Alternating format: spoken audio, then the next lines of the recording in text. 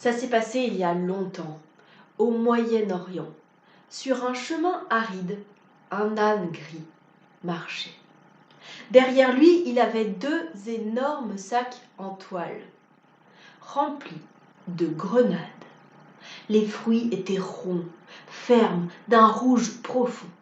Et devant l'âne, un marchand criait: Grenades de la fertilité! C'est pour qui les belles grenades de la fertilité?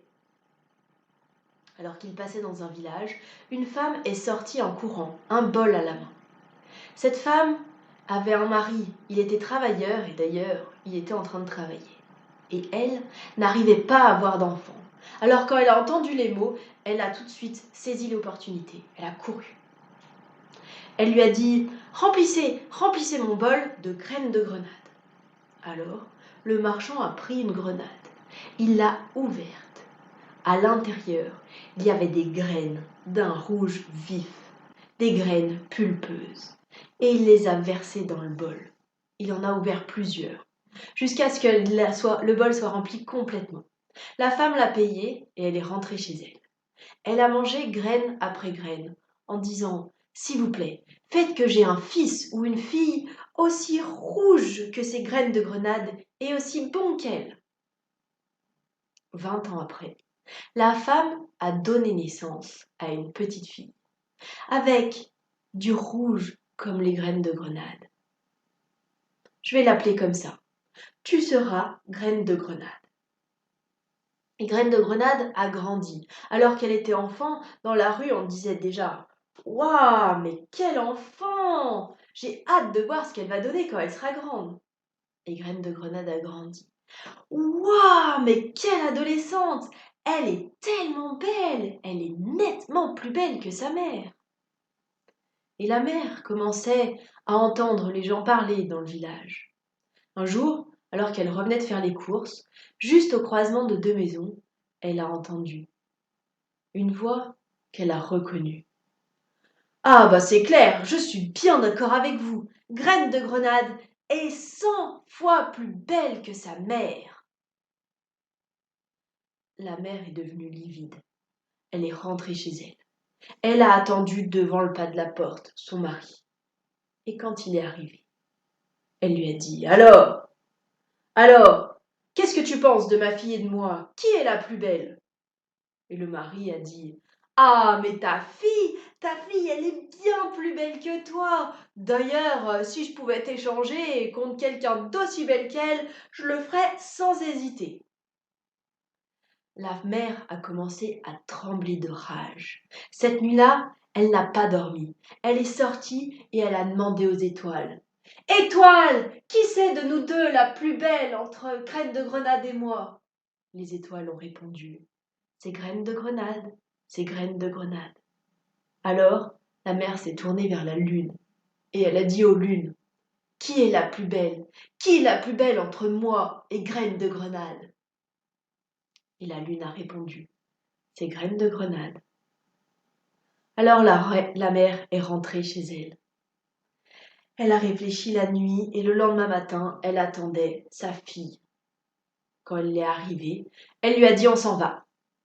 On s'en va où? On va voir tes oncles maternels. Mais je les connais pas.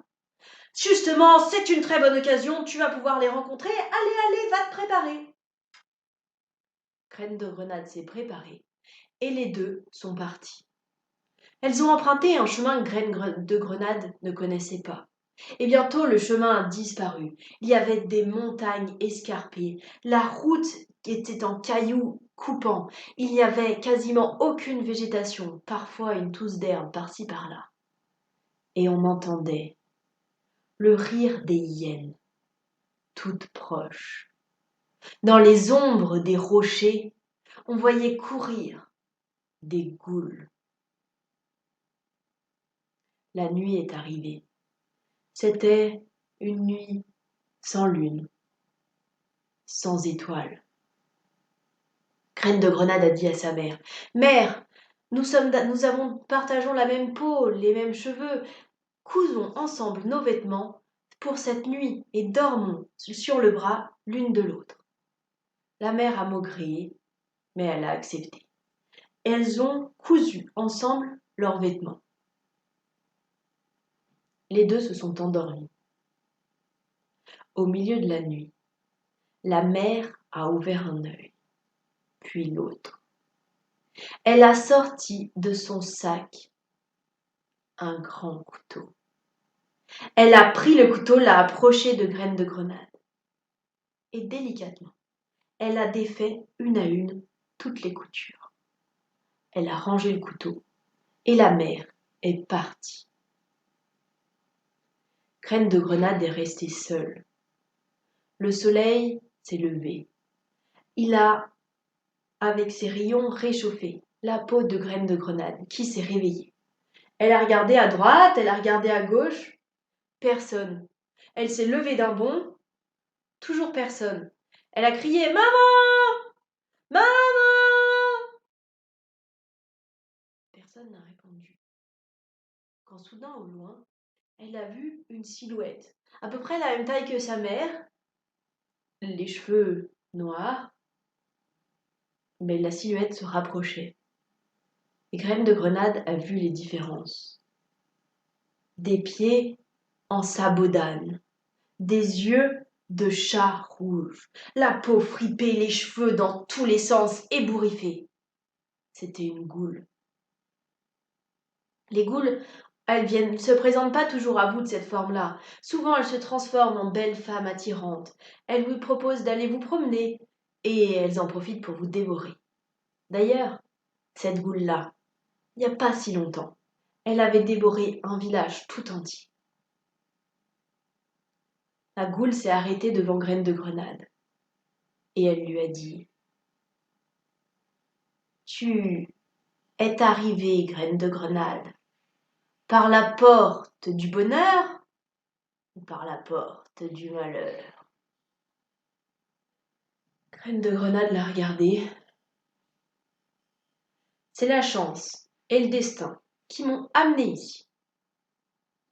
La goule a fait un sourire grand comme le monde avec ses dents tordues, son sourire branlant. Elle l'a serré dans ses bras et elle lui a dit « Ah, Graine de Grenade, ça faisait si longtemps que je t'attendais. Viens avec moi. » La goule et Graine de Grenade sont parties. Elles ont rejoint le troupeau de gazelles de la goule. Elles se sont assises sous un petit arbre, à l'ombre. Et Graine de Grenade a regardé toute la journée les gazelles. Les gazelles avec leurs traits noirs sur les côtés, leurs traits noirs sur les yeux, les grandes cornes qui s'élancent vers le ciel. Qu'est-ce qu'elles sont gracieuses!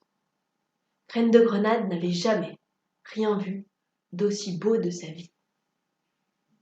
Et le soir venant, la goule s'est levée. Elle lui a dit « Viens, on rentre. » Elles sont marchées et elles sont arrivées dans une grotte. Les mêmes grottes que les chèvres utilisent pour se loger quand elles sont sauvages. Elles sont rentrées et à l'intérieur, il y avait de quoi se loger, une table, quelques chaises, le confort.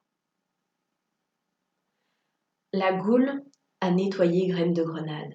Elle lui a donné des vêtements. La goule a nourri Graine de Grenade. Et à partir de ce jour-là, Graine de Grenade est restée à l'intérieur de la grotte pendant que la goule partait dehors faire paître les gazelles.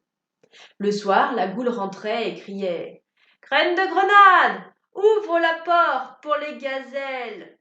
Ouvre la porte pour les gazelles !» Et Graine de Grenade ouvrait la porte. Après que le temps soit passé, la goule l'a appelée. « Graine de Grenade, viens donc voir. » Elles sont parties toutes les deux dans les profondeurs de la grotte. Et là, la grotte ne s'arrêtait pas, elle s'élargissait et il y avait un village tout entier, avec ce qui semblait être des portes, des maisons, une grande espace commun, un ancien feu. Tu peux tout visiter, mais n'ouvre pas les portes fermées. Ça te ferait du mal. Graine de Grenade a dit d'accord. La goule est partie avec les gazelles. Et toute la journée, elle a visité le village. Bientôt, Elle est tombée devant des portes fermées. Elle les a secouées, et la porte s'est ouverte. À l'intérieur, il y avait une piscine. L'eau clapotait légèrement. D'ailleurs, l'eau semblait un petit peu bizarre. Elle n'était pas bleue, elle était d'un jaune brillant. Reine de Grenade s'est approchée, elle a mis un doigt dedans, c'était de l'or. Elle a secoué son doigt, elle a essuyé son doigt, mais son doigt est resté doré, comme l'or. Reine de Grenade est sortie, elle a fermé la porte, elle a continué et elle est tombée sur une autre porte fermée. Elle l'a secouée de nouveau et la porte s'est ouverte. Devant elle, il y avait deux jeunes filles pendues par les cheveux. Alors Graine de Grenade a attrapé la porte, elle l'a refermée aussi vite qu'elle pouvait. Aïe! Elle s'est mis une énorme écharpe qui a commencé à faire saigner son doigt. Elle l'a enlevé délicatement. Elle a fait un bandage. Reine de Grenade, ouvre la porte pour les gazelles, ouvre la porte pour les gazelles. Reine de Grenade a ouvert. La goule l'a serrée dans les bras, comme elle faisait d'habitude, et elle a bu ses mains. Elle avait deux bandages sur les doigts. Qu'est-ce donc que ça? C'est rien, c'est rien. Allez, montre-moi! Tu veux pas me faire des secrets, montre-moi ça! Reine de Grenade a enlevé ses bandages. Et la goule a bu ses doigts, rouges et or. Elle l'a regardé avec de la tendresse dans les yeux. Et elle lui a dit: Tu vois, je t'avais dit que ça te ferait du mal d'ouvrir ces portes. Le lendemain, la goule est partie, et quand elle est revenue, elle a dit: Graine de Grenade, ouvre la porte pour les gazelles qui donnent du lait par leurs cornes et qui donnent du lait par leurs mamelles. Ouvre la porte. Reine de Grenade a ouvert. Le temps a passé, des jours, des semaines. Et un jour, Reine de Grenade a entendu une autre voix. Mes peignes, mes beaux peignes, qui voudrait des peignes? Reine de Grenade est sortie de la grotte et elle a vu un marchand avec un âne gris, deux gros sacs remplis de peignes. Elle a dit: Je suis intéressée. Le marchand l'a regardée d'un air suspicieux et il a dit: Il y a des humains ici? Graine de Grenade a dit: Oui, moi je suis Graine de Grenade, je suis humaine. Graine de Grenade? Mais Graine de Grenade, je connais. C'est une jeune fille. Sa mère l'a tuée il y a quelque temps. Oh, ma mère, vous la connaissez? Est-ce qu'elle va bien? Attendez, j'ai quelque chose pour elle. Graine de Grenade est rentrée rapidement. Elle est revenue. C'est plein d'or. Donnez-lui. Donnez cet or à ta mère qui a essayé de te tuer. Oh oui, et d'ailleurs, prenez une pièce pour la peine. Merci. Le marchand a pris l'or. Il est parti et il a refait la route.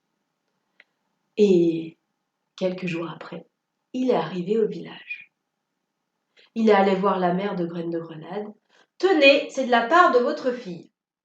De ma fille? Mais Graine de Grenade est morte. Vous avez dû confondre. Ah, non, je ne pense pas. Le marchand l'a décrite. Et la mère est devenue toute rouge. C'est pas possible, je l'ai laissée toute seule, abandonnée au milieu des hyènes et des goules, et voilà qu'elle est encore en vie. Je vais remédier à ça. Voyons voir, donnez-moi donc un peigne. Elle a pris un peigne au marchand, elle a enduit le peigne de poison et elle l'a donné de nouveau au marchand. Donnez-lui ceci, dites-lui que c'est un cadeau de ma part, vérifiez bien, il faut qu'elle l'utilise tout de suite. Elle se lave les cheveux et elle utilise le peigne juste après. La mère a payé le marchand est reparti. Quelques jours après, il était devant la grotte. Graine de Grenade a ouvert. Voilà, c'est de la part de votre mère. Pour utiliser ce peigne, il faut bien vous laver les cheveux avant et après l'utiliser. Graine de Grenade a rayonné de joie. Elle est tout de suite partie se laver les cheveux. Et après, elle a utilisé le peigne. Mais des dents du peigne se sont cassées. Les dents du peigne sont rentrées dans son crâne. Ses doigts sont rentrés dans son crâne. elle est tombée, par terre, morte. Graine de grenade! Ouvre la porte pour les gazelles! Ouvre la porte pour les gazelles! Graine de grenade! Qu'est-ce que tu fais? Ouvre la porte pour les gazelles! Ouvre la porte pour les gazelles!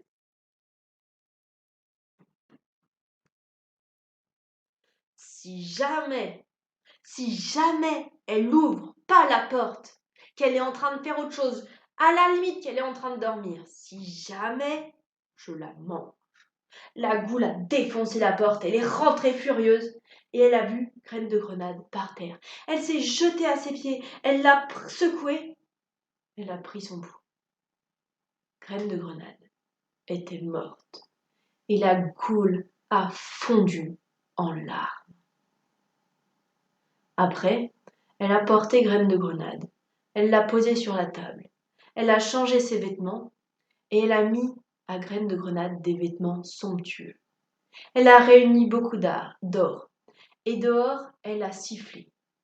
Et est apparu de derrière les montagnes un oiseau gigantesque.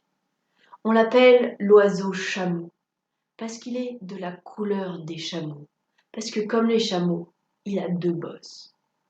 L'oiseau s'est posé. La goule a délicatement mis Graine de Grenade sur lui. Elle l'a entouré d'or et elle a dit à l'oiseau: Tu ne descendras sur terre que quand tu entendras les mots par l'amour de celle que tu portes. Et l'oiseau s'est envolé. Des gens ont vu l'oiseau voler dans le ciel gigantesque. Ils ont vu la couleur jaune d'or briller. Et beaucoup ont crié: Par l'amour de l'or que tu portes, descends! Des jours sont passés, des semaines sont passées, des mois se sont passés. Et tout ce que les humains sur terre criaient, c'était: Par l'amour de l'or que tu portes, descends! Mais un petit matin, quelqu'un a remarqué, à côté de l'or, qu'il y avait un vêtement, qu'il y avait quelqu'un sur l'oiseau, que ce quelqu'un portait une robe, c'était probablement une jeune fille. Alors, la personne a crié: Par l'amour de celle que tu portes! L'oiseau est descendu. La personne a pris le corps, laissé l'or. Il a ramené le corps chez lui, demandé à sa mère de s'occuper et d'enterrer cette belle jeune femme. La mère a enlevé les vêtements royaux, elle a lavé le corps. Et au moment de laver les cheveux, elle a senti dans le crâne qu'il y avait des trucs bizarres. Alors, délicatement, avec une pince à épiler, elle a enlevé un morceau, ouch, un mort qui sursaute, ouch. Et quand elle a eu enlevé tous les morceaux, Graine de Grenade s'est redressée.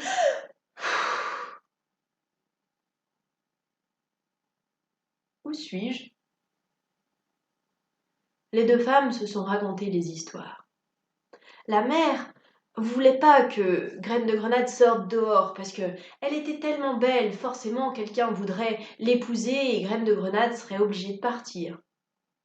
La mère allait souvent chercher de l'eau à la rivière et elle disait: Non, Graine de Grenade, tu peux pas venir chercher de l'eau avec moi.